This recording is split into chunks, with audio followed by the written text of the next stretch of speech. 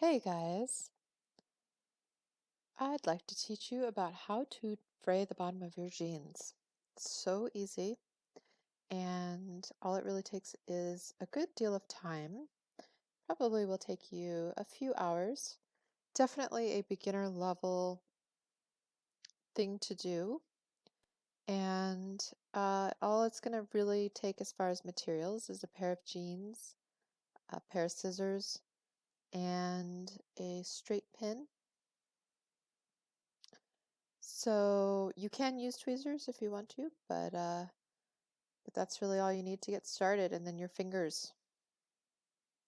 So the first decision you have to make is how long you want your fringe and how high up you want your fringe. A couple tips here is when I first did this, I wasn't thinking about the fact that these are usually on skinny jeans and they do go, well, they're not going to really go over a boot. So you want them to be fairly high up so that you can wear booties or sneakers and have these kind of high up on your leg, and so that they don't look too weird when they sit at the very bottom. They expand out, so they look a little stranger. So you pick the length you want to pick, and based on the length, you can either just cut the bottom of the hem off, or you can choose to unravel your existing hem, which is what I'm doing here. So it's easier to do it with a seam ripper if you have one. And it's super easy, just go under the seam, just find that beige or yellow thread, and then just go under that seam and pluck it out.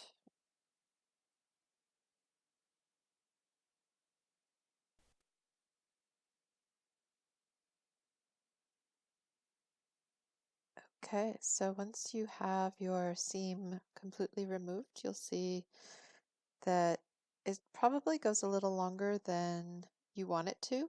That's okay, you can always trim it later. But if you don't want to have to fray that much, you can also trim it beforehand. And the next thing you're going to want to do is take out the bulky seams on the side.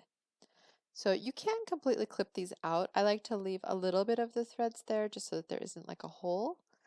But what you're going to do is just follow the line of the seam with your scissor and go up to the place that you've pinned as your stopping point.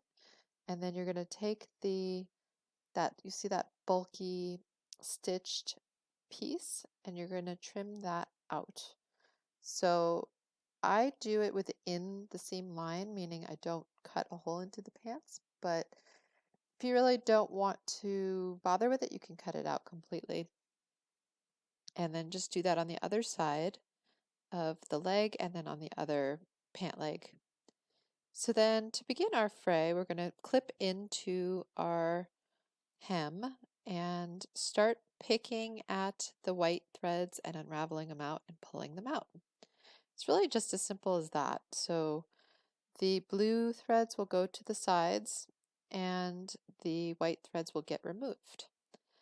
So however this is easiest for you, I find it's easiest to kind of use my pin and pick a few of the white threads out and then try to pull them out with my hand and then separate them from side to side with the blue threads.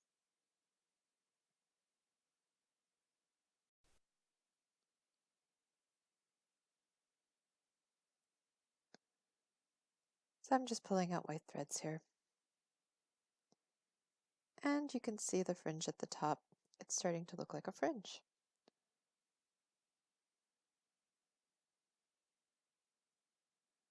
And just pulling more of the side threads. And so I've even gotten them kind of to start coming down in groups, which it's just getting the hang of it. Once you get into a rhythm, it goes a little bit quicker. Okay, and then next step is to trim off any loose, straggly threads that you find at the bottom. Some people actually like that look, so you can keep them there if you want. Otherwise, you can kind of give your pants a little haircut. Just line them up, make them even. Uh, I like to comb it out with my fingers, and then take your scissors and just trim off the excess.